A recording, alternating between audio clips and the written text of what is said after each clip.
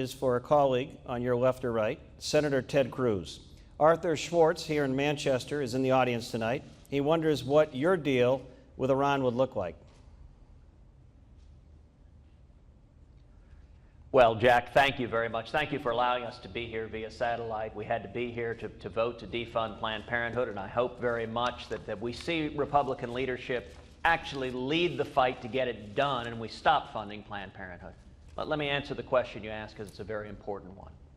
I believe this Obama-Iranian nuclear deal is the single gravest national security threat facing America. It is a catastrophic deal. If this deal goes through, several things will happen. First of all, roughly $100 billion, over $100 billion, will flow into Iran. Iran is the world's leading state sponsor of terrorism. That money, in turn, billions of it will go on to Hamas, to Hezbollah, to the Houthis. You know, it's very interesting. I pointed out a couple of weeks ago that if this deal goes through, that the Obama administration will become the world's leading global financier of radical Islamic terrorism. In response, just last week, President Obama attacked me from Africa for saying that. He said that rhetoric was overheated.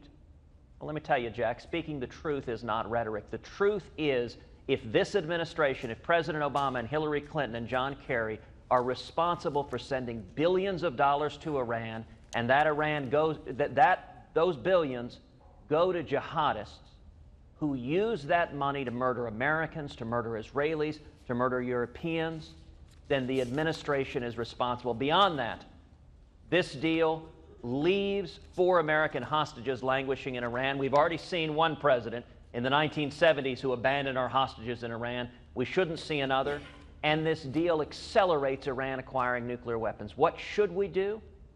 I've already introduced legislation in the Senate that would reimpose sanctions, that would strengthen them, and that would lay out a clear path, a sensible path for Iran to lift sanctions, that they would disassemble all 19,000 centrifuges, they would hand over their enriched uranium, they would shut down their ICBM program, which exists for one purpose, and that is to carry a nuclear weapon to the United States of America, and they would cease being the world's leading state sponsor of terrorism. Over the next 60 days, I'm going to do everything I can to mobilize and energize the American people against this catastrophic deal, because I think it is a profound threat to the safety and security of America, and we need a commander-in-chief that will defend this nation. Senator Tom Boucher of Bedford, New Hampshire is in the audience. He asked, tell us about a time when your judgment has been tested in crisis and what you want us to appreciate about your judgment.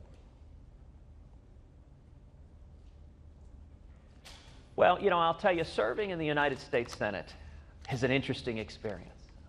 I have spoken a lot about what I call the Washington cartel. What is the Washington cartel? It's career politicians in both parties who get in bed with lobbyists, they get in bed with special interests, and they grow and grow and grow government. You know, the American people are frustrated. They're frustrated because we keep winning elections. In 2010, we won the House. In 2014, we won the Senate, and we don't have leaders who follow their commitments. And I'll tell you the sad reality. My time in the Senate, what I've tried to do more than anything else is 2 things. Tell the truth and do what I said I would do. Stand against the Washington cartel and stand for the 27 million Texans I was elected to represent. Now, when you do that, they beat the living daylights out of you. They smack you in the press. They come after you on every front. When you stand against the cartel, Democrats attack you, the mainstream media attacks you, Republicans attack you. But the only way we're going to turn this country around, stop the spending that's bankrupting our kids and grandkids, stop the abuse on our Constitution, the abuse on our liberties, is with a leader with a demonstrated history of standing up to the Washington cartel. It's not easy. But, you know, Jack, we've seen it before. We saw it in 1980. Ronald Reagan, the Reagan Revolution, with the American people at his back, stood up to the Washington cartel and turned the country around. That's what I've tried to do every day. It's what I intend to continue doing, and it's what I will do if I'm elected president. Thank you, Senator Cruz. We'll see you in New Hampshire soon, I'm sure.